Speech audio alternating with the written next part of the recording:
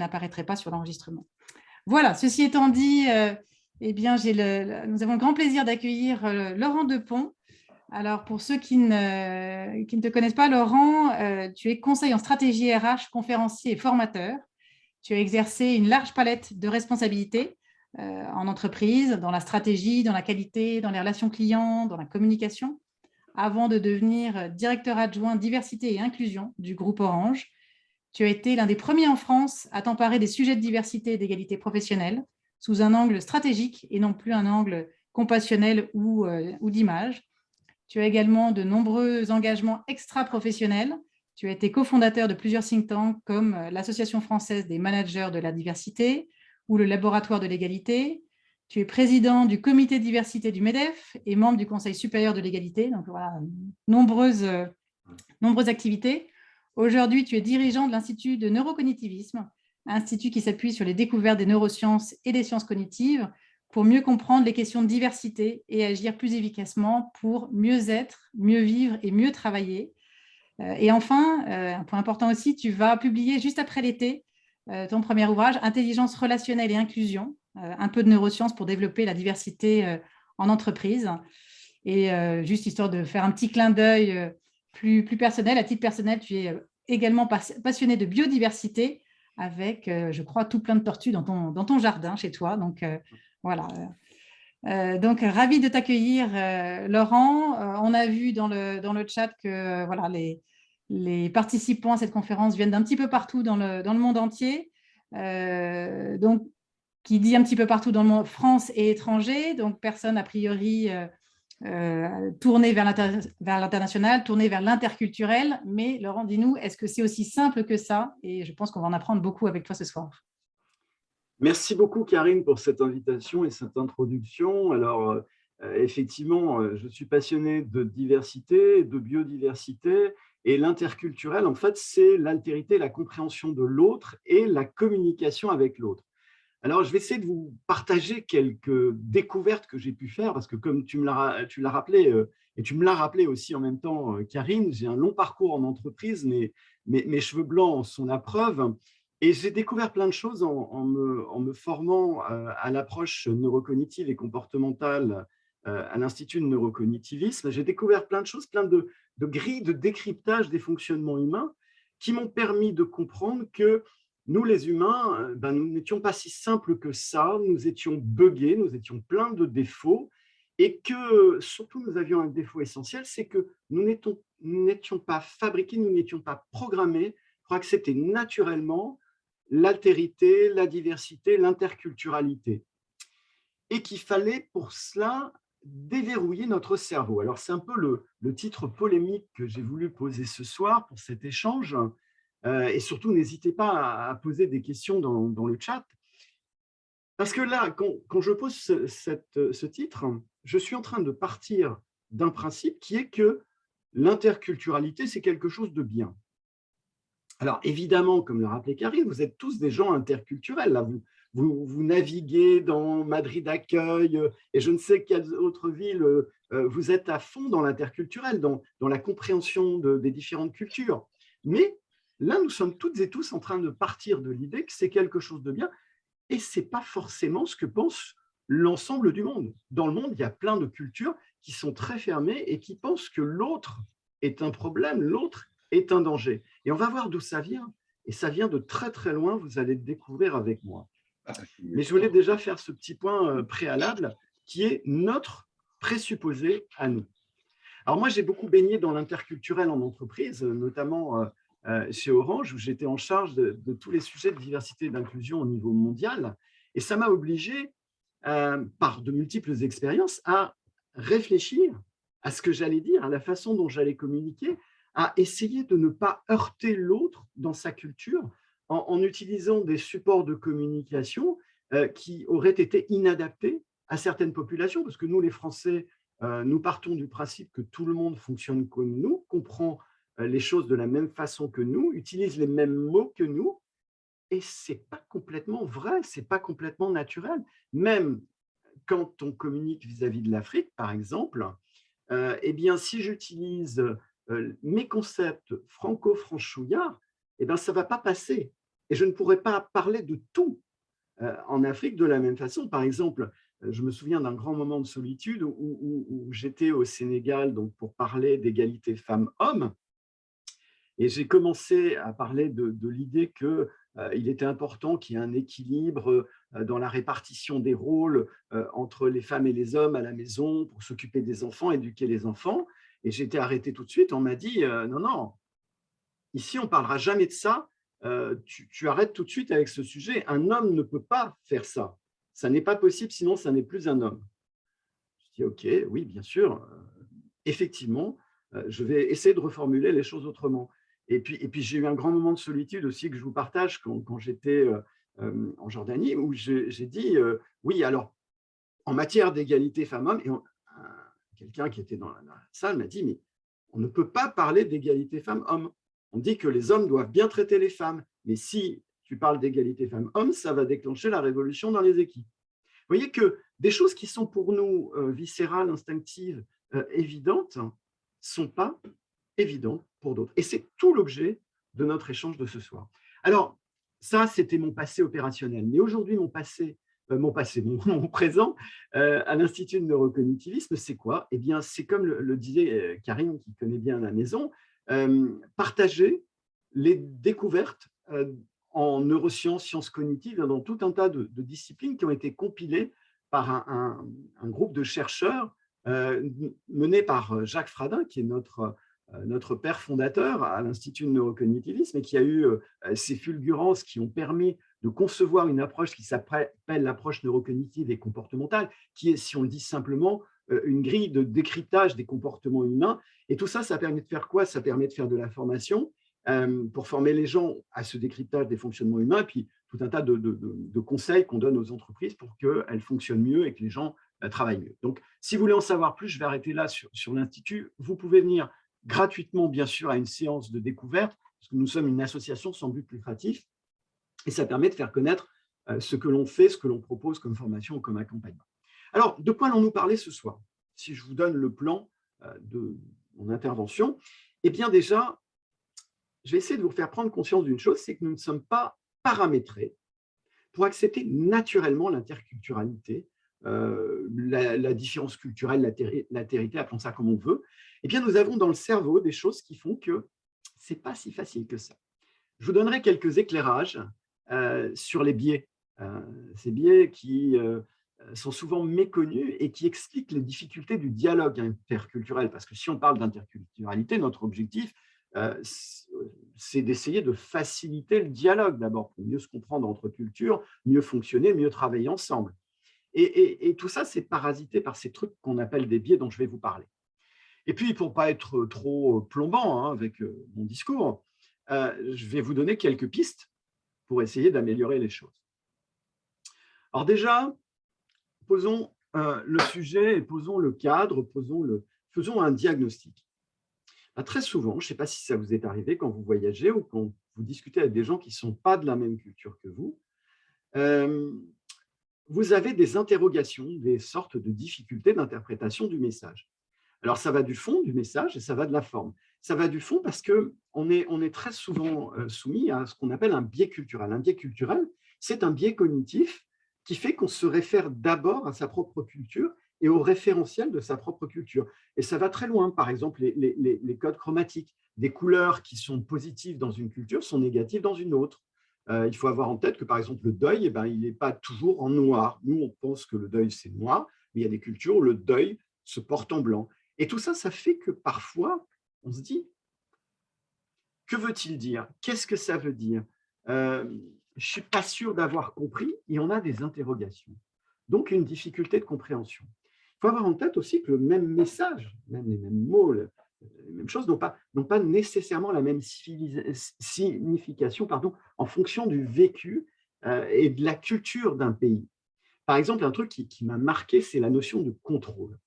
Le contrôle, dans les pays anglo-saxons, c'est quelque chose de normal, c'est du bon management, c'est de la bonne gestion des ressources, effectuer un contrôle. Quand on parle de contrôle dans une culture latine, que ce soit la France, l'Espagne, l'Italie, ce n'est pas la même chose. Le contrôle, c'est le truc contraignant qui prend du temps et qui est un peu l'œil de Moscou, pardon pour Moscou, l'œil inquisiteur qui va venir vérifier. Donc, c'est un défaut de confiance. C'est souvent perçu comme ça dans la culture. Alors, même si aujourd'hui, il faut avoir en tête qu'il y a une forme de normalisation des cultures avec les codes anglo-saxons et en particulier états-uniens qui s'appliquent au niveau mondial dans beaucoup d'entreprises parce qu'on essaie de normaliser les fonctionnements et tout le monde a un peu compris ces codes-là, même si ce n'est pas du tout parfait. Ou alors, dans les boîtes de culture française, nos belles multinationales, on essaie de normaliser sur la base de la culture française. Est-ce que ça marche? Je ne suis pas sûr. Et donc, ce même message, ce n'est pas une question de langue. Parce que regardez, par exemple, deux pays très proches en termes de langue, la France et la Belgique francophones. Eh bien, parfois, on a des problèmes de compréhension. Alors moi, pour travailler au quotidien avec des Belges, puisque l'Institut est franco-belge, parfois je ne comprends pas ce qu'ils me racontent. Et ce n'est pas un problème de langue. Et eux ne comprennent pas du tout ce qu'on dit. Et en même temps, il peut y avoir des incompréhensions qui sont liées à d'autres subtilités. Par exemple, notre tendance à nous, les Français, à parler vite. Et parler vite, comme je le fais moi, parce que je parle toujours vite, c'est mal perçu par les Belges. C'est un peu perçu comme étant quelque chose d'agressif. Et de la même façon, ce que m'ont dit mes collègues belges, c'est que nous, on remplit toujours. On déteste les blancs dans les conversations. Donc, on ne prend pas le temps de poser. Ce n'est pas bien vu en France, dans notre culture, dans notre façon de communiquer, que de faire des blancs. Or, c'est souvent une respiration, c'est souvent une inspiration, ces blancs, dans d'autres cultures. Et donc, il faut avoir en tête que on est très proches et en même temps très différents, et ne serait-ce que la culture du consensus qui règne en Belgique. Forcément, un pays éclaté entre plusieurs cultures qui doit vraiment se rassembler. Nous, on n'a pas ça en France, on est plutôt dans le conflictuel. Donc, ce n'est pas un problème de langue. Alors, il faut avoir en tête que la communication, c'est aussi plusieurs paramètres. On a les mots, mais ça explique très, très peu. Je vous prends une vieille étude qui a été très contestée, très complétée depuis, mais qui donne bien une idée des ordres de grandeur des messages qui sont transmis quand on communique. Les mots, c'est très peu, c'est minoritaire, même si c'est plus que les 7% qui étaient dans un contexte expérimental. On a aussi le ton de la voix, le timbre de la voix, qui est extrêmement important pour la compréhension et l'adhésion au message. Et puis le langage corporel, le body language. Eh bien, imaginez tous ces paramètres, ils varient selon les cultures. On n'a pas le même body language en France, la même attitude corporelle en France que dans d'autres pays. On ne se tient pas pareil. On n'a pas les mêmes gestes. Le geste italien n'est pas le geste français. Et tout ça, ça fait que parfois, on ne se comprend pas. Parfois, on se heurte aussi.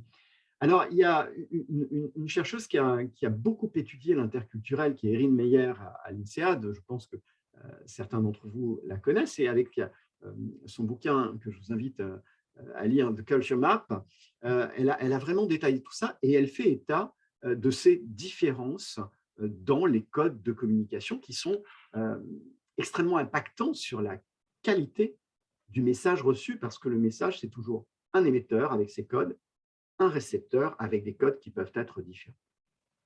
Alors, un peu d'histoire. Tout ça, ça vient d'où?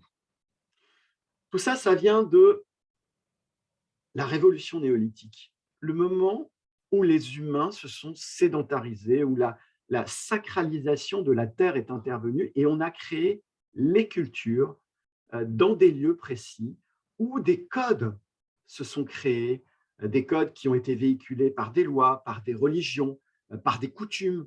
Et tout ça, ça s'est ancré et ça s'est, comment dirais-je, développé en silos. On a fonctionné en clan pendant très longtemps. Donc, la révolution néolithique, pour vous la situer, c'est 12 500 ans, c'est d'entarisation humaine. Mais le truc qu'il faut avoir en tête, c'est les 3,2 millions d'années d'évolution de l'espèce humaine, avec, on va le voir, des impacts encore aujourd'hui, et des impacts très, très forts. Donc, nous avons des codes qui se sont structurés, définis, et qui ont différencié les populations humaines. Et c'est à ce moment-là que l'autre est devenu un ennemi. Il fallait se défendre parce qu'il fallait défendre la Terre et sa famille. Et beaucoup de difficultés d'aujourd'hui, beaucoup de codes d'aujourd'hui, je parle très souvent dans mes interventions du sexisme, viennent de la spécialisation des rôles entre femmes et hommes, mais aussi de la hiérarchie subtile qui s'est faite entre les gens qui étaient en haut de l'échelle, c'est-à-dire l'homme, le guerrier, celui qui défend le territoire et qui produit, et puis par exemple la femme qui s'occupe des enfants à l'intérieur du foyer. Et tout ça, tous ces codes, eh bien, dans notre évolution, nous avons des programmes, des zones du cerveau, des réseaux neuronaux qui les ont embarqués. Alors, je vais rentrer un peu dans la technique de fonctionnement du cerveau, mais en fait, il faut retenir une chose, c'est que nous, les humains, même si nous sommes des êtres libres, doués de raison, etc., bon, okay, nous sommes programmés. Nous avons des séries de programmes qui nous aident à fonctionner dans les situations du quotidien. Et ces séries de programmes, elles sont de trois natures. Les instincts, hein, ça c'est prêt avant la naissance, avec l'instinct de vie, de se nourrir, de se reproduire, etc. Donc tous les instincts, puis de se mettre en sécurité surtout. Hein. Donc ça, c'est ce qu'on appelle un réseau neuronal qu'on appelle en approche neurocognitive et comportementale la gouvernance instinctive. Okay. C'est géré par ce réseau neuronal, gouvernance instinctive, qui peut prendre la main dans certains cas, notamment quand on est stressé. Hein. On a un deuxième réseau neuronal qui est un peu plus récent dans l'évolution, et lui, il termine sa construction à la fin de la petite adolescence, c'est celui des codes de fonctionnement ensemble. On se comprend. Je regarde Karine, je vois qu'elle n'est pas forcément d'accord avec ce que je raconte. Je vois que quelqu'un dort dans la salle. Je comprends des signaux humains. C'est en gros les signaux qui permettent aux animaux de meute, dont nous faisons partie, de fonctionner ensemble. Et ça s'appelle la gouvernance grégaire. Le nom ne s'invente pas, hein, c'est pour que le troupeau soit en sécurité, parce que tout ça, c'est un objectif, c'est de faire survivre à la fois l'individu, par exemple l'instinct, et l'espèce. Hein, la gouvernance grégaire, faire survivre le troupeau, l'espèce humaine. Ça a bien réussi. Et puis le troisième niveau, donc là plus récent dans la construction du cerveau, c'est la gouvernance émotionnelle. On l'a appelée comme ça parce qu'elle regroupe deux types de programmes. Des programmes qui sont les j'aime, j'aime pas, tout ce qui est ma programmation, je me construis tout au long de ma vie entre j'aime pas les petits pois, j'aime tel type de film, etc. Et ça, c'est construit, les motivations aussi, sur la base du conditionnement opérant de Skinner, entre autres. Hein. C'est le fait qu'on apprend à aimer par l'expérience ou à ne pas aimer, par exemple, quelque chose qui n'a pas bon goût. Donc, on n'aimera pas. Et donc, on se construit comme ça une base de données, une base d'informations, de programmes qui dit j'aime, j'aime pas. Et de la même façon, nos codes sociaux, tous nos codes culturels sont embarqués dans cette gouvernance parce qu'on a été biberonné avec quand on était tout petit. Donc, forcément, on a une sorte d'affection pour ces codes que l'on a embarqués. Parce que sinon, ce serait douloureux de se défaire d'eux. On a été, je le dis, biberonné avec et résultat, ils embarquent tout ce qui est le beau et le laid, selon nous, le bien et le mal, le désirable et l'aversif, ce qui se fait et ce qui ne se fait pas. Donc, vous voyez que dans notre cerveau, eh bien, nous avons un certain nombre de codes qui nous aident à fonctionner dans la quasi-totalité des situations, on va le retenir. Alors, si on parle des différences entre les peuples, entre les pays, à votre avis,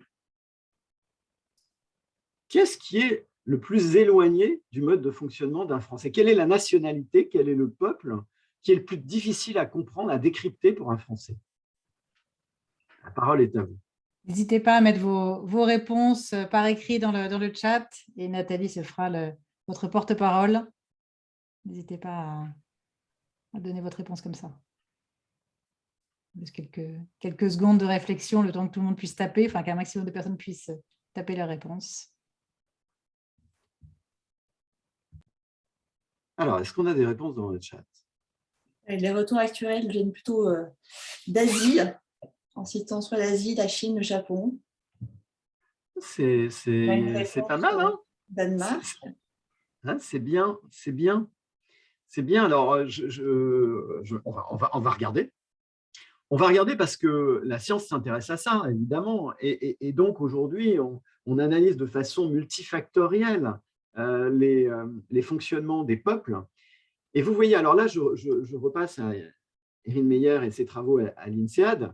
Elle a analysé sur 8 dimensions les principales nationalités avec lesquelles on travaille. Je ne vais pas rentrer dans le détail de tous les peuples, mais et c'est très intéressant sur 8 critères, sur une batterie de 8 critères. Elle les a positionnés sur des cartes comme ça. C'est pour ça que son ouvrage s'appelle la carte des cultures. Et en fait, quand on regarde les positionnements des pays, on se rend compte d'une chose, si on voit la France en haut à gauche, c'est que les pays les plus éloignés, ce sont effectivement les pays asiatiques avec des codes très, très structurés et des différences de fonctionnement, ne serait-ce que dans l'expression des émotions et dans la façon d'être en contradiction avec quelqu'un, de porter la contradiction.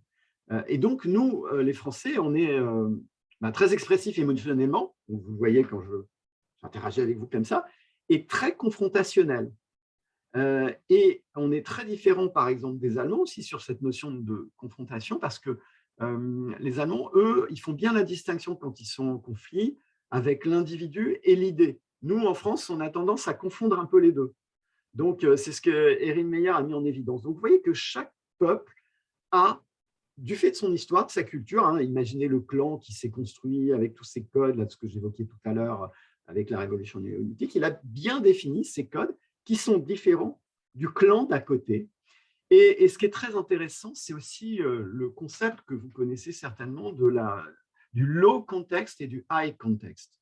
Le low context sont les peuples comme les États-Unis, par exemple, où les choses sont très basiques dans l'expression, quand on communique, très factuel, il n'y a pas de contexte à maîtriser pour comprendre ce qui est dit, les mots sont simples et il n'y a pas d'interprétation à avoir, il faut comprendre la consigne.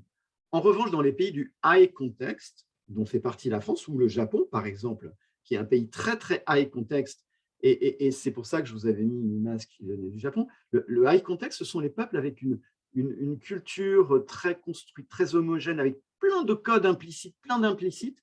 Donc, quand on vous envoie un message venant d'un de ces peuples-là, il faut connaître le contexte pour comprendre le message. Les mots ne suffisent pas. Il faut une deuxième lecture. Donc, imaginez quand un Français communique avec un Américain, par exemple, un États-Unien, eh bien, l'États-Unien, il ne va pas comprendre tout ce que le Français a voulu dire. Il faut que le Français s'oblige à pratiquer les codes du low contexte pour être sûr que son message soit bien compris et entendu. Et ça, c'est… Pardon ? Une petite question, Laurent. Nous sommes à Madrid, tu es en France. Les deux points sont très proches l'un de l'autre. Est-ce à dire que du coup, d'un point de vue d'interculturalité, on fonctionne de la même façon ? Dans les recherches d'Erin Meyer, moi, ce qui m'a amusé, c'est de vous proposer effectivement, comme tu l'as deviné, Karine, la comparaison France-Espagne. Donc, vous voyez la France en bleu, l'Espagne en rouge. Et il manque un point pour l'Espagne, la décision. Il n'y avait pas suffisamment de données statistiques pour faire la comparaison. Mais sinon, si vous regardez les deux courbes, la France et l'Espagne sont quasiment similaires en termes de fonctionnement. Et vous voyez que nous nous distinguons beaucoup, par exemple, des États-Unis en vert ou du Japon en marron, avec des atypismes vraiment très, très marqués par rapport à ces cultures-là. Et c'est là où on voit vraiment les différences. Et puis le pays frère, je dirais aussi, c'est l'Italie, puisqu'on est très proches tous les trois. On se retrouve dans ces modes de fonctionnement très, très proches quand on est sur la distance culturelle. Alors, bien sûr, avec des nuances, vous l'avez vu sur la carte, sur le positionnement, mais on est quand même très similaires. Donc, les pays latins, et c'est logique aussi, c'est notre culture romaine qui fait qu'on a à peu près ces mêmes modes de fonctionnement, mais c'était très intéressant de le voir. Et puis dans ce qui fait que ça ne marche pas toujours, on ne se comprend pas toujours, il y a aussi tous les bugs humains, tous ces biais dont je vous ai parlé tout à l'heure. Je vous ai dit qu'on était pollué par les biais.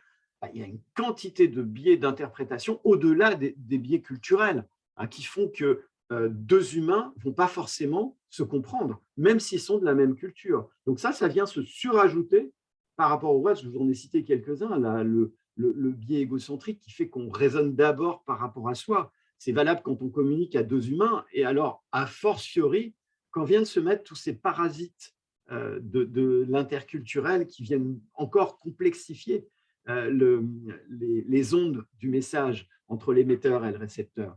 Et les biais sont nombreux, ils ont été cartographiés, il y en a plus de 300 qui ont été répertoriés et qui ont tous une logique de fonctionnement propre. Donc, imaginez ce que ça donne en termes de complexité de compréhension, en plus de l'interculturel. Mais alors, d'où viennent tous ces biais, alors, justement? De la nature, Karine, de la nature. Ce n'est pas des trucs qui sont des défauts, en fait, les biais. Hein. On va y revenir. Les biais, ils ont une logique évolutive. Ils nous ont permis de survivre dans la savane et ils nous permettent encore de survivre aujourd'hui. Dans la savane, très souvent, ils nous permettaient de survivre parce qu'ils nous permettaient de fonctionner en groupe, d'être solidaires. Je vous en partage un. Ça, c'est une étude du CNRS qui est très intéressante, qui a mis en évidence que dans le cerveau, nous étions programmés pour faire plus d'efforts pour quelqu'un dont on considère qu'il appartient à notre groupe social. Notre groupe social, c'est très large. C'est notre clan, notre famille, mais ça peut être aussi le groupe qu'on constitue dans un séminaire d'entreprise où on fait des épreuves ensemble, on devient un bleu, on devient un jaune, et ça se crée très vite. Donc, ça se défait aussi très vite, mais en fait, l'expérience a consisté à demander à des cobayes de faire des efforts physiques pour soi ou pour d'autres personnes.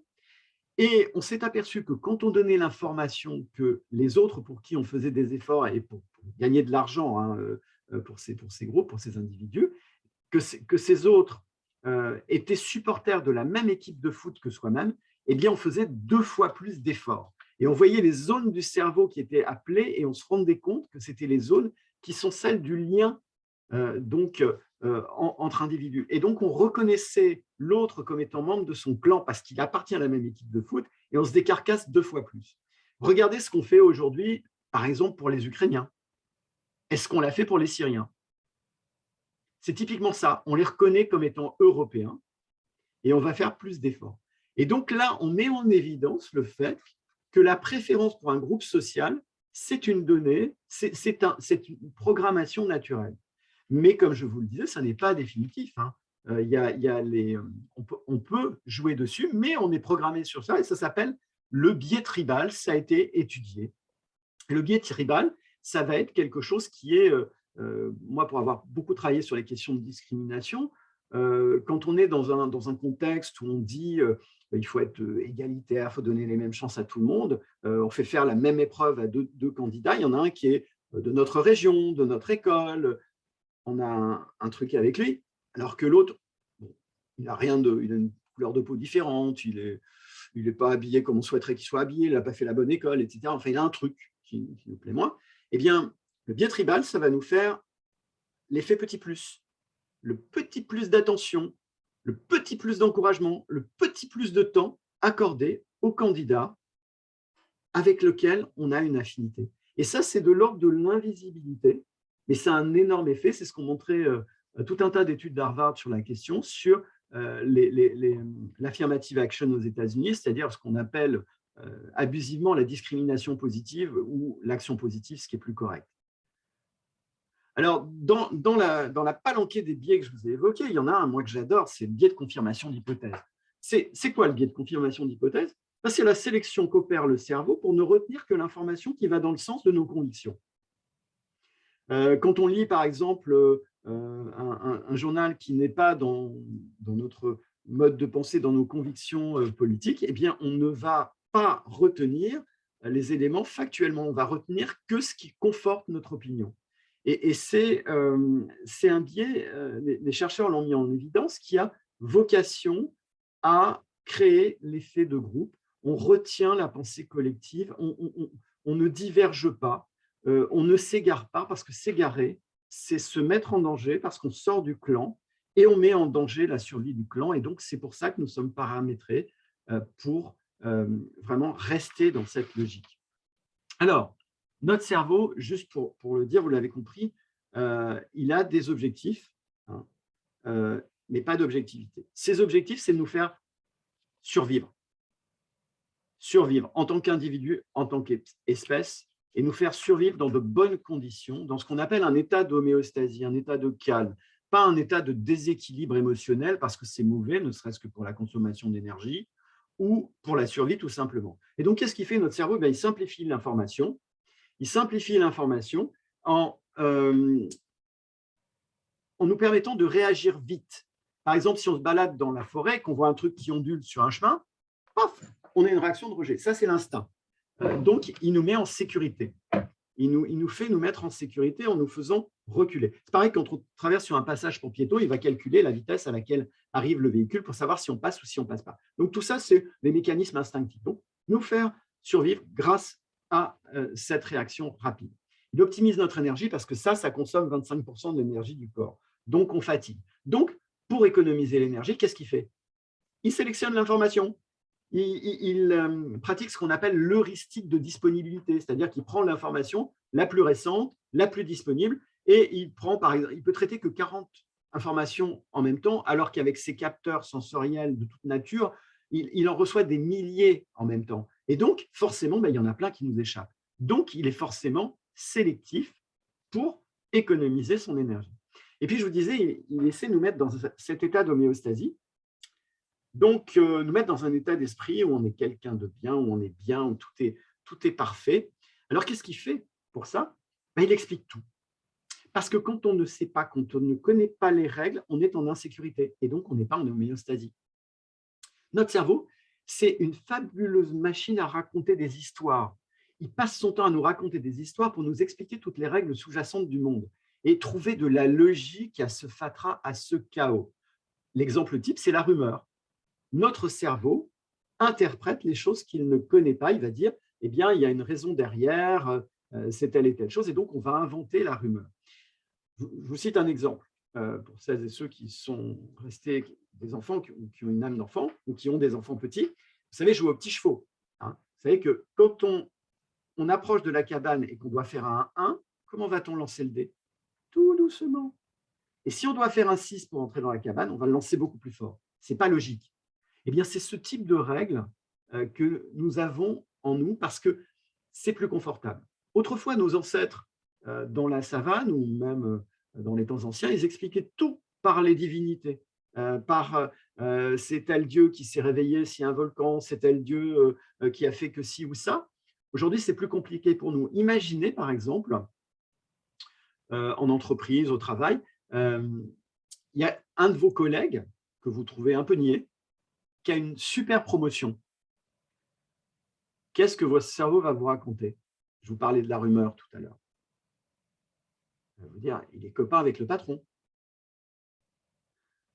Il a dealé quelque chose avec le patron, etc. Donc, on va inventer quelque chose. Et ça se passe quand? La nuit, souvent. En fait, notre cerveau, il fait des probabilités sur la base de ces données, des situations qu'il a déjà vécues. C'est ce qu'on appelle l'inférence bayésienne.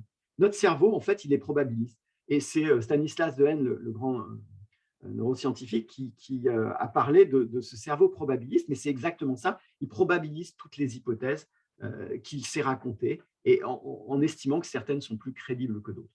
Donc, il nous fournit des règles pour décrypter le monde et faire en sorte que le monde soit compréhensible, parce que s'il ne l'était pas, nous serions en insécurité. Il y aurait des trucs qui nous échapperaient. Ce ne serait pas logique. Donc, quand ce n'est pas logique, ça fait peur, parce qu'on ne peut pas contrôler. Et puis, il renforce notre estime de nous-mêmes. Il nous raconte l'histoire de quelqu'un de bien. Je suis quelqu'un de bien, parce que si je ne suis pas quelqu'un de bien, je ne suis pas en homéostasie. Donc, notre cerveau va nous dire que, OK, on a vendu une voiture pourrie à un de nos collègues, mais en fait, ce collègue, il n'est pas sympa, il n'est pas aimé par les clients, par les autres, etc. Parce que ce serait trop inconfortable de ne pas être quelqu'un de bien. Et puis, dernier point, notre cerveau, il crée un environnement rassurant pour nous. Il nous dit, OK, je fume un paquet par jour. Mais mon oncle Henri, qui a vécu jusqu'à 100 ans, il en fumait 3. Ou alors, OK, je roule à 180 sur l'autoroute, mais j'ai une grosse berline allemande bien entretenue et les gens dangereux, ce sont ceux qui ont des vieilles bagnoles italiennes. Je suis désolé pour les Italiens. Et donc, c'est comme ça que ça fonctionne. En fait, on se raconte des histoires pour se créer un environnement rassurant parce que comme ça, il ne nous arrive pas de difficulté. Donc, tout ça, ça génère tout un tas de biais inconscients, dont les plus marquants sont les stéréotypes. Les stéréotypes, c'est quoi? C'est la généralisation abusive. En fait, c'est un pari statistique du cerveau. Hein. Je vous disais tout à l'heure, il simplifie. Ben là, il simplifie et on sait plus rapidement à qui on a affaire. On a une vieille dame dans la rue, on va lui parler fort parce qu'elle est sourde, forcément. Si ça se trouve, elle n'est pas sourde, elle a une super ouïe. Mais notre cerveau va dire les ceux-ci sont comme ça ou les ceux-là font comme si, agissent comme si. Donc, c'est en gros, par exemple, les Espagnols sont bruns. Ça, c'est un beau gros stéréotype. Sachant que les Galiciens sont souvent blonds. Donc, il y a des contre-exemples. Et en mathématiques, quand il y a des contre-exemples, eh ben, ça veut dire que c'est faux. Donc, un statistique, ce qu'il faut retenir, c'est qu'il est vrai potentiellement dans une majorité de cas, mais qu'il est faux par nature parce qu'il y a des contre-exemples. Et il n'a qu'un objectif, c'est de simplifier, réagir vite, et donc de nous donner les éléments de communication rapide. Alors, une petite question, on va voir si vous êtes biaisé, si vous avez des stéréotypes sur les nationalités. Alors, petite question à faire un petit sondage. À quel qualificatif les Français associent-ils le plus souvent les nationalités suivantes? Et donc, notez bien la combinaison qui est a priori gagnante pour vous. Et voilà, les Italiens, d'après vous, est-ce qu'ils sont hypocrites? Est-ce qu'ils parlent fort et s'expriment avec les mains? Est-ce qu'ils sont lents? Est-ce qu'ils sont râleurs? Donc, vous notez dans l'ordre des 4 chiffres et nous allons ouvrir un sondage sur lequel vous allez pouvoir, pour ceux qui arrivent à répondre au sondage sur leur téléphone ou sur l'ordinateur, répondre le sondage que nous allons vous lancer. Donc, on vous laisse prendre connaissance quelques petites secondes et on peut peut-être lancer le sondage maintenant.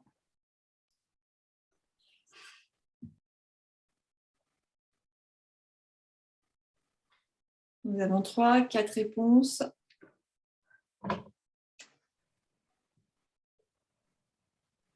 Il vous reste quelques secondes pour répondre. Ça monte.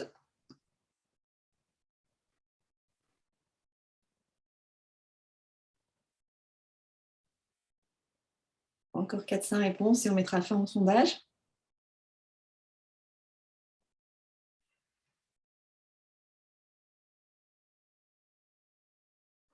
C'est pas aussi marqué que je le pensais. D'habitude, c'est du 100%. Donc là, il doit y avoir des non-français qui répondent.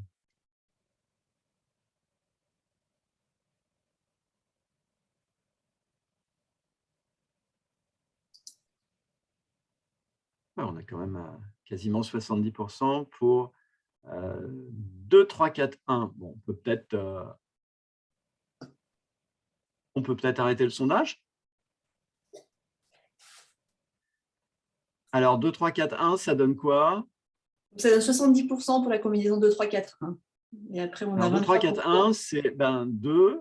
Les Italiens parlent fort et s'expriment avec les mains. 3, ils sont lents, c'est bien les Suisses. 4, ils sont râleurs, c'est bien les Français. Et 1, ils sont hypocrites, c'est bien les Anglais. Donc, vous voyez, en fait, c'est le top of mind. C'est ce qu'on a emmagasiné comme bagage culturel. Et c'est à la fois drôle et pas drôle. Parce que c'est drôle parce qu'on partage les mêmes codes et ça nous fait sourire. Mais ce n'est pas drôle parce que ça a tout un tas d'impacts. Regardez ce que je vous mets là, qui est assez drôle sur l'enfer, le paradis. Ça veut dire que, par exemple, en entreprise, par exemple, quand on est en relation internationale, eh bien, on a emmagasiné ce bagage-là, issu de notre culture. Et moi qui travaille pour un groupe de bâtiments, travaux publics, je me rends compte que ça a des effets sur les postes qui sont proposés aux nationalités. Donc, les Portugais, ils ont certains types de fonctions, les Maghrébins, certains types d'autres fonctions, d'autres types de fonctions, etc. Et on crée des sortes de clans. Et imaginez, il y a des gens, ça va très loin, il y a des gens qui ne confieraient pas leur voiture à un garagiste d'une certaine origine, ou ils pensent qu'un cuisinier anglais, par exemple, c'est dangereux. Alors que regardez, aujourd'hui, il y a des Anglais qui sont des chefs de premier plan. Mais on a emmagasiné ce bagage-là. Alors, les stéréotypes, bon, ça pourrait être drôle, me direz-vous, mais ce n'est pas si drôle que ça parce que ça a des effets sur l'évaluation de la performance. Regardez, par exemple, là, je vous ai pris un exemple sur des lignes de code validées par des valideurs, donc des lignes de code informatiques qui ont été envoyées à des valideurs, eh bien, quand on ne sait pas qu'on a une femme en face qui envoie des lignes de code, eh bien, le taux de validation des lignes qui sont envoyées par les femmes est beaucoup plus élevé que quand on le sait. Donc, vous voyez que les femmes, on valide 78,6% de leurs lignes de code quand on ne sait pas que ce sont des femmes qui ont envoyé des lignes de code. Et si on sait que c'est une femme qui a envoyé, le taux de validation tombe à 62,5%. Et ça, c'est valable dans plein d'exemples. En entreprise, j'ai pris celui-là parce qu'il est frappant, 3 millions de lignes de code évaluées, donc c'est statistiquement imparable, mais ça veut dire qu'il y a un biais sexiste chez les valideurs de lignes de code. Et pourtant, on est dans l'informatique, donc c'est du binaire. C'est bon ou c'est pas bon. Regardez aussi, ça c'est une étude du CNRS, ce qui se passe. Je vous parlais de notre cerveau probabiliste tout à l'heure. C'est un cas de crime conjugal. On a demandé à des cobayes de donner une peine de prison avec un scénario de crime conjugal et on regarde avec des IRM fonctionnels ce qui se passe dans leur cerveau, comment ça fonctionne. Et en fait, le fonctionnement, c'est que chaque individu, pour donner un jugement, va se donner une note de crédibilité d'ailleurs. D'abord, il va se dire, ben, moi, je ne suis pas juriste, donc je ne suis pas trop idiot, donc je me donne 6 sur 10 de note de crédibilité. Et puis, on va projeter une note de crédibilité sur tous les autres membres du jury en fonction de nos stéréotypes. Par exemple, l'expert, le monsieur au costume gris dont on dit qu'il a fait des études de droit, lui, on va lui donner une super note de crédibilité. On va lui donner 9 sur 10, basé sur des stéréotypes, parce que si ça se trouve, il n'est pas du tout compétent en droit pénal, et il n'est compétent qu'en droit des affaires. Un ouvrier, on va dire, un ouvrier, il n'est pas très cultivé, donc il ne saura pas décider, on va lui donner 1 sur 10. Donc si ça se trouve, c'est un type hyper intelligent. Un jeune, il n'est pas fini, donc on va lui donner 2 sur 10. Une femme, elle est très émotive, donc un cas de crime conjugal, elle va être très émotive et biaisée dans son jugement. Et puis un médecin, c'est un sachant, donc lui, on va lui donner une bonne note. Et résultat, ce que fait notre cerveau, après, il fait évoluer son jugement initial en faisant des probabilités entre 2 éléments, la note de crédibilité issue de nos stéréotypes et la condamnation que ces gens ont donnée. Donc, c'est-à-dire que, en résumé, la parole de quelqu'un envers qui on est stéréotypé, imaginez une nationalité, vous n'avez pas confiance dans cette nationalité du fait de vos stéréotypes, eh bien, sa parole, au travail ou n'importe où, pour vous donner un conseil, pèsera moins que celle de quelqu'un d'une nationalité que vous valorisez. Et le pire, c'est ce qu'on appelle la menace du stéréotype. La menace du stéréotype, c'est que quand vous conditionnez les gens en leur rappelant les stéréotypes négatifs qui s'attachent à leur catégorie, hein, par exemple, là, ça a été fait beaucoup aux États-Unis sur les questions d'origine, donc les étudiants noirs versus les étudiants blancs, eh bien, leurs performances cognitives sont diminuées dans les épreuves qui suivent. Et ça a été fait sur les sportifs, et en France, ça a été fait sur les jeunes de milieu modeste versus jeunes de milieu favorisé. Jeunes de milieu modeste, quand on leur fait faire la même épreuve que jeunes de milieu favorisé, jeunes de milieu modeste, on leur dit c'est un test de QI, ils échouent lamentablement par rapport aux jeunes de milieu favorisé. Mais si on dit à tout le monde c'est une épreuve artistique, tout le monde a le même niveau. C'est ce qu'on appelle la menace du stéréotype, et ça vient diminuer les performances cognitives des individus qui sont victimes de stéréotypes négatifs. Donc, imaginez, par exemple, vous avez quelqu'un d'une autre origine et on a des stéréotypes négatifs sur les compétences de cette personne. Eh bien, si on lui rappelle qu'elle est de cette origine avant de lui faire faire une épreuve, eh bien, ses performances cognitives vont être diminuées, d'autant qu'on a mis en évidence que nous transmettions des micro-signaux qui expriment nos stéréotypes négatifs. Par exemple, si j'ai un stéréotype négatif sur les Espagnols, je vais l'envoyer dans l'écran et vous allez le ressentir. Et si vous avez un stéréotype négatif sur la capacité des Espagnols dans quelque chose, quoi que ce soit, eh bien, vos autostéréotypes négatifs vont vous mettre en situation de sous-performance cognitive. Et puis, un autre biais inconscient, et on va avancer sur les solutions quand même, ne vous inquiétez pas, c'est la croyance en un monde juste. Ça, c'est ce qui a fait que le monde reste en place, qu'il n'explose pas. C'est qu'on dit que chacun est à sa place et qu'il ne faut pas remettre en question l'ordre du monde. Parce que sinon, les civilisations n'auraient pas perduré, elles se seraient trop fait la guerre. Et ce biais a été introduit pour calmer le jeu. La petite histoire intéressante, c'est que la croyance en un monde juste a été évaluée par les chercheurs. Elle n'est pas du tout au même niveau dans les différentes cultures. Par exemple, en France, elle a beaucoup baissé. Et ça veut dire qu'on accepte difficilement que quelqu'un est plus que nous, que quelqu'un est mieux réussi que nous, forme de jalousie à la française, hein. Alors qu'aux États-Unis, par exemple, le technicien de surface, il acceptera tout à fait que son président soit multimilliardaire. En France, non. On a un niveau de croyance en amont juste qui est très bas, et c'est l'acceptation des inégalités qui est corrélée complètement au niveau de croyance en amont juste. Alors, bon, tous ces biais ont une logique évolutive. Ils nous ont permis de vivre en groupe, de survivre en groupe, et ils étaient très intéressants à une époque donnée. Mais aujourd'hui, ils ne sont plus du tout adaptés. Et il faut absolument qu'on passe au-delà.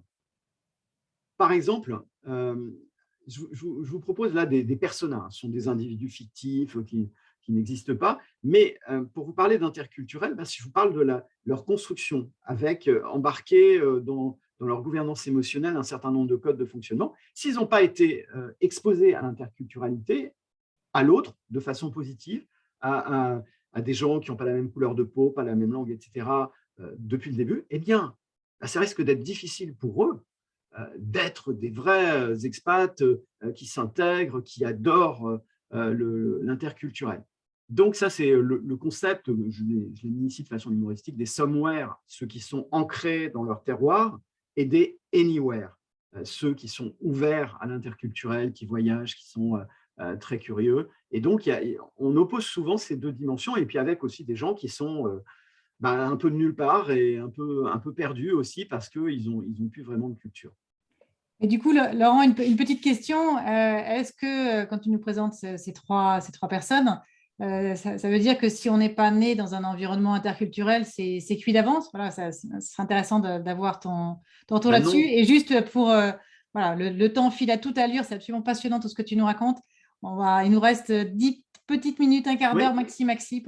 On sera un petit peu en retard sur notre temps de départ. Voilà, merci. Oui, alors… tu as parfaitement raison de me poser la question parce que sinon c'est trop plombant.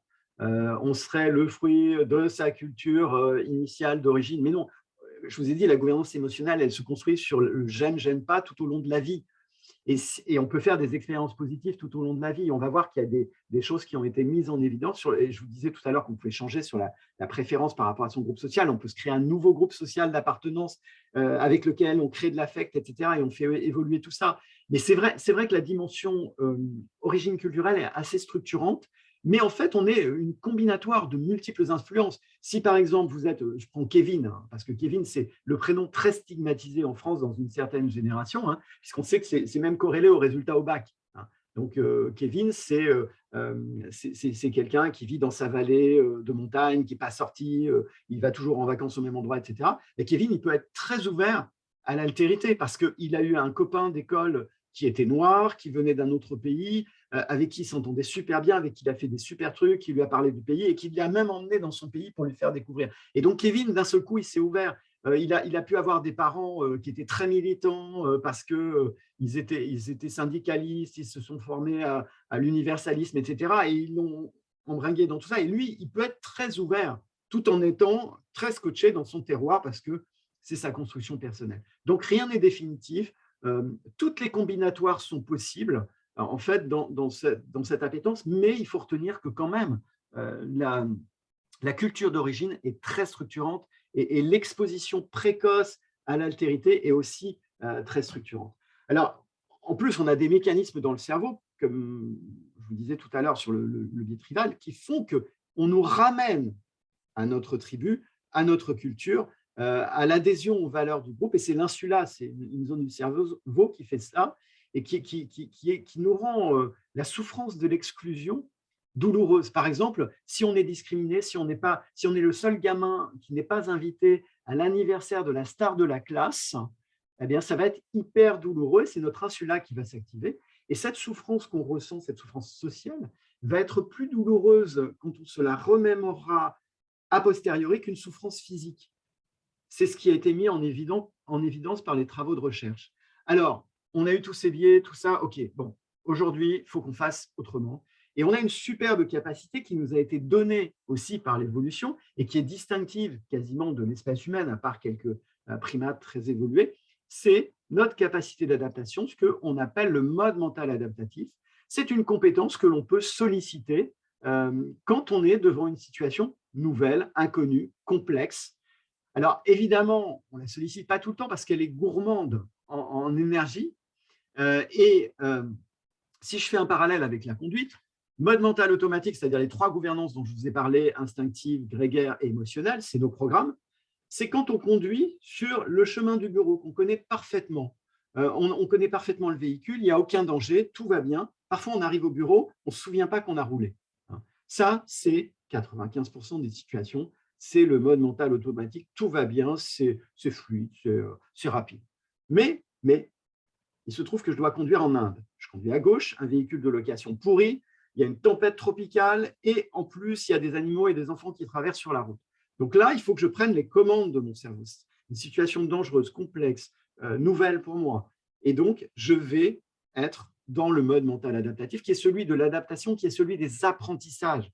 Si vous devez apprendre quelque chose de nouveau, si les enfants doivent apprendre à l'école, il faut qu'ils soient dans ce mode mental adaptatif, qui normalement switch naturellement quand notre cerveau se rend compte qu'on doit être en mode mental adaptatif parce que la situation le nécessite. Il y a une sorte d'interrupteur, c'est un 3e mode de fonctionnement du cerveau qui détecte et qui active l'appel à un ami, le mode mental adaptatif, la situation le requiert. Alors tout simplement, le mode mental adaptatif, qu'est-ce qu'il permet de faire? Il permet de sortir de tous ces programmes, c'est-à-dire la routine, la simplification, l'image sociale, le truc qu'on a toujours fait, ces certitudes, ces biais, ces stéréotypes. Il permet de sortir de tout ça, ce mode mental adaptatif, parce que lui, il est connecté à l'instant, il est connecté à la situation, il est connecté à l'individu qu'on a en face de soi, il est le plus objectif possible, à la nuance près qu'il y a quand même des biais sensoriels qui peuvent perturber les choses. Mais globalement, il est beaucoup plus objectif que tous nos programmes qui sont embarqués, et c'est très bien comme ça. Et c'est un atout fantastique quand on est en situation de décision, quand on doit recruter quelqu'un, quand on doit interviewer quelqu'un qui est d'une autre culture. Il faut se mettre dans ce mode mental adaptatif.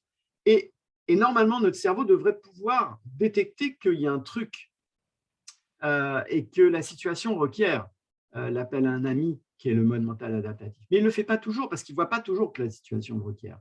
Et donc, il y a des techniques, on va en parler dans quelques instants, qui permettent d'appuyer sur cet interrupteur, d'utiliser ce switch.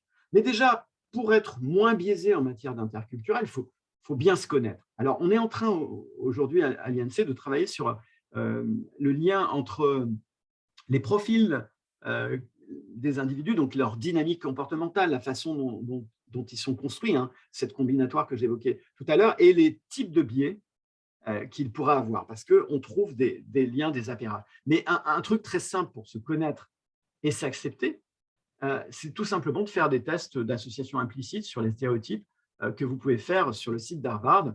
C'est gratuit et c'est une énorme base de données qui a 20 ans. En fait, c'est votre rapidité d'association de concepts qui permet d'identifier les stéréotypes dont vous pourriez être victime. C'est-à-dire, si vous associez plus facilement femme et famille que femme et carrière, eh bien, vous êtes biaisé sur le travail des femmes. Hein. Vous pensez que la place d'une femme est plutôt à la maison qu'au travail. Et c'est des microsecondes de différence qui vous permettent de bâtir un profil. Alors, je vous disais tout à l'heure qu'on pouvait changer les choses. Eh bien, changer les choses, c'est par exemple apprendre à connaître l'autre envers qui on a des stéréotypes. Et ça, c'est une étude très intéressante qui a été réalisée par des chercheurs d'Afrique du Sud. Ils ont fait cohabiter dans des chambres d'étudiants des étudiants noirs et des étudiants blancs. Donc, un blanc, un noir dans la même chambre pendant 6 mois. Et ils les ont testés avant sur leurs stéréotypes et au bout des 6 mois. Et ce qui est apparu et ce qui était exceptionnellement intéressant, c'est qu'au bout de 6 mois, systématiquement, les étudiants noirs avaient progressé dans leurs études, quel que soit le niveau des étudiants blancs avec qui ils cohabitaient, et les étudiants blancs s'étaient engagés dans des actions d'égalité des chances. Donc, vous voyez qu'on peut inverser la procédure pour faire en sorte que les choses changent. Et puis bon, je vous disais, ce mode mental adaptatif, c'est vraiment l'appel à un ami dans toutes les situations de décision, les situations de complexité, les situations où on se dit « Ah là, je ne comprends pas ce qu'il veut dire, le message n'est pas clair. » Donc, et si notre cerveau ne l'active pas automatiquement, eh bien, il faut le solliciter. Regardez par exemple, est-ce que vous êtes capable de lire? Je suis sûr que oui.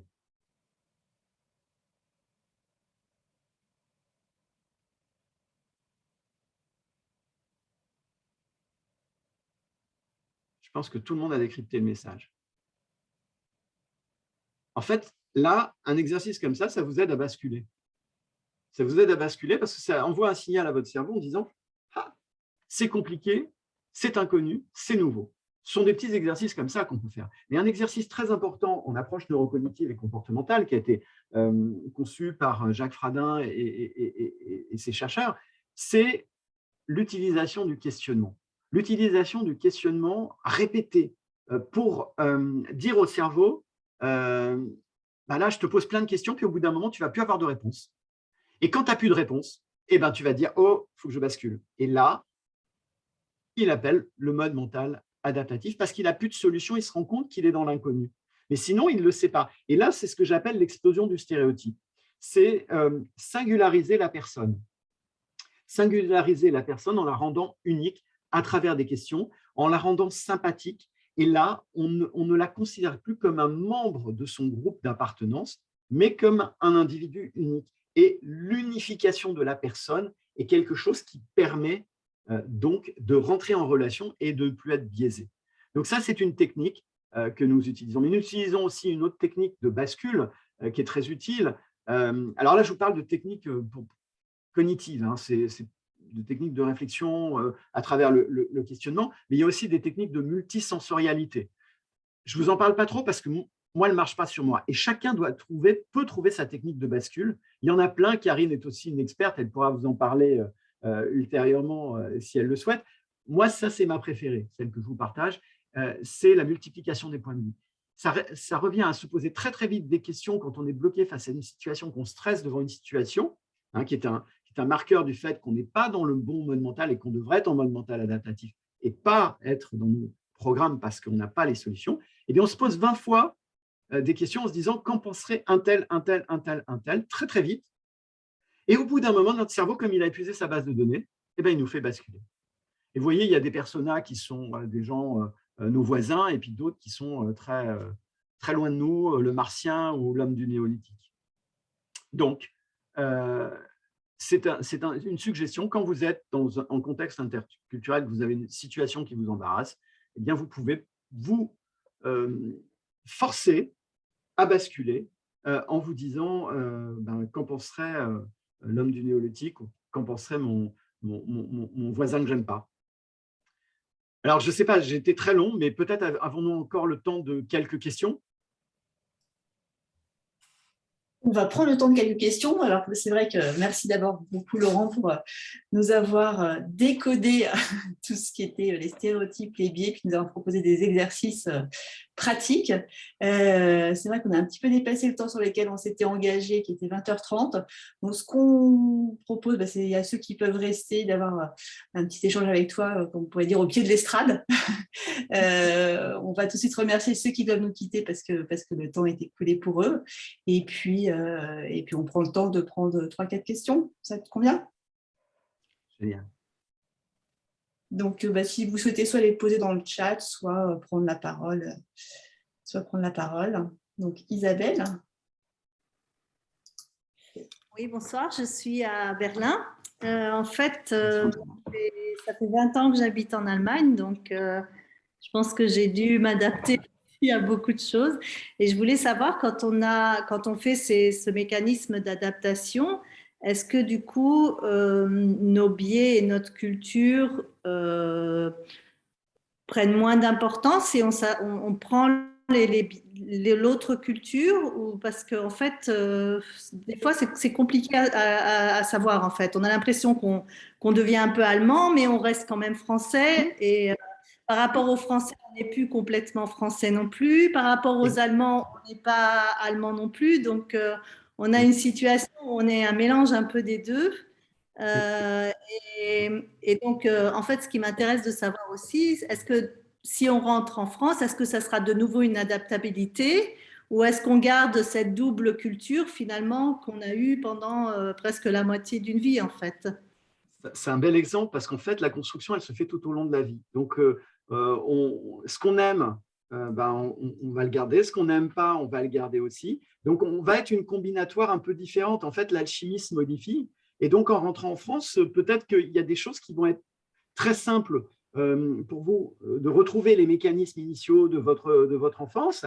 et des choses qui vont vous manquer, de ce que vous avez bien aimé en Allemagne. Vous voyez, donc on ne peut pas dire comme ça spontanément, mais il y aura des choses qui vont vous manquer, forcément, parce que vous trouverez qu'il y a des choses qui étaient mieux en Allemagne, qui étaient plus fluides pour vous, qui correspondaient plus à vos motivations profondes dans le fonctionnement allemand que dans le fonctionnement français. Et puis d'autres, au contraire, on vous dirait « Ouf, alors ça, c'est quand même nettement mieux en France, la façon de préparer la cuisine, ou je ne sais pas, enfin des choses comme ça. » Donc, ça va être un mélange des deux. Donc ça pas veut une dire réponse simple. ça montre qu'en fait, quelque part, le cerveau s'est adapté à cette nouvelle Oui. culture. Puisqu'en fait, Oui. c'est des choses qui vont manquer. Donc, c'est… Tout à fait. Et il y a des gens qui basculent complètement, qui adhèrent complètement à la culture du pays dans lequel ils se sont installés. Moi, je me souviens d'exemples au Québec, quand j'étais jeune, j'ai rencontré des Français qui avaient émigré au Québec. Ils parlaient avec l'accent québécois, ils avaient intégré totalement la logique québécoise, ils étaient incapables de comprendre leur culture d'origine alors qu'ils étaient venus au Québec à l'âge adulte. Ils ne comprenaient plus les modes de fonctionnement français. Vous voyez, donc parfois, il y en a qui basculent complètement, puis il y en a d'autres qui ne basculent jamais. Il y a des gens, et on en connaît toutes et tous, des expats, par exemple, qui vivent dans un pays, mais sont comme dans une colonie. Ils ne fréquentent pas les locaux, ils sont toujours entre expats et ils n'intègrent aucun des codes du pays. Et tout ce qui vient du pays est négatif pour eux. Donc, il y a toutes les possibilités, en fait, mais on se construit en permanence. D'accord, merci. Et merci pour l'exposé, c'était vraiment très intéressant. Merci Isabelle pour votre question. Est-ce qu'il y a d'autres questions? Pour ceux qui n'ont pas de caméra, vous pouvez utiliser le bouton réaction en bas et lever la main. J'ouvrirai votre micro.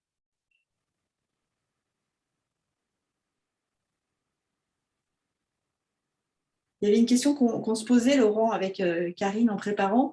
C'était de savoir si on était tous égaux en fait, en matière d'adaptabilité. Alors, oui et non. C'est-à-dire qu'en fait, c'est un peu comme un terroir et des graines. Un bon terroir, il facilite la germination des graines. De bonnes graines, elles ont plus de chances de germer. Mais c'est une combinaison des deux. Donc, il faut un bon terroir et de bonnes graines pour avoir une superbe plante. Mais des graines moyennes et un très bon terroir, ça va quand même donner quelque chose de bien. Et pareil pour des très bonnes graines. Enfin bref, vous voyez ce que je veux dire. On peut faire des choses et surtout, on peut muscler cette intelligence adaptative grâce à des exercices. Plus on répète des exercices de nuances, de questionnement, de prise de distance, plus on muscle nos capacités. Alors, c'est ce qu'on appelle les capacités comportementales, hein, les compétences comportementales, les soft skills, pour ne pas les nommer. Et en fait, on se rend compte aujourd'hui, avec les recherches en neurosciences, qu'on peut développer ces soft skills, donc les réseaux neuronaux qui les abritent, par la stimulation répétée. Hein. Donc, on peut développer son adaptabilité, on peut développer sa résilience, on peut développer… il paraît même qu'on peut développer l'empathie. Donc, c'est ce que les recherches les plus récentes mettent en évidence grâce à la stimulation de ces réseaux et à des exercices appropriés. Donc, on n'est pas tous égaux, mais on peut tous complètement booster les performances de notre cerveau. Ce qui est une bonne nouvelle. Qui est une excellente nouvelle. Parce que l'adaptativité, par exemple, dans une étude que nous avons faite à l'Institut, c'est le facteur numéro 1 d'engagement en entreprise. Et c'est logique, en fait. Les gens qui peuvent s'adapter facilement à la transformation, à un manager toxique, à des conditions de travail compliquées, etc., qui résistent à tout ça, qui s'ajustent et tout ça, bah, ils restent engagés, quel que soit leur environnement de travail. Et c'est quand même une très bonne nouvelle parce que le message, c'est qu'on peut dire aujourd'hui aux gens qui travaillent, ben, développez votre intelligence adaptative, pratiquez des exercices et stimulez vos coéquipiers pour qu'ils développent la leur. Parfait. Écoute, Laurent, je te propose de terminer sur ces mots. Je vois qu'il n'y a pas d'autres questions en attente et je vais laisser à Karine le mot de la fin. Voilà, merci Nathalie. Voilà, juste un mot très court pour te remercier, Laurent. Merci, c'était vraiment très riche, très intéressant. Donc, comme je l'annonçais au début de cette conférence, le replay sera envoyé dans les jours qui viennent. Et puis, comme tu l'as évoqué au début, pour tous ceux qui souhaitent en savoir plus, n'hésitez pas à aller faire une séance découverte de l'approche neurocognitive et comportementale. C'est passionnant et d'expérience, je vous garantis que quand vous mettez le petit bout du doigt dedans, derrière, vous n'aurez qu'une envie, c'est de continuer. Et puis, à nouveau, également, ton livre apparaître après l'été, Intelligence relationnelle et inclusion. Donc, voilà, qui promet d'être passionnant également. En tout cas, un grand merci, Laurent. Merci à vous d'avoir été présent et excellente fin de soirée à tous. Au revoir. Bonne soirée à toutes et à tous. Au revoir. À bientôt, au revoir. À bientôt, au revoir.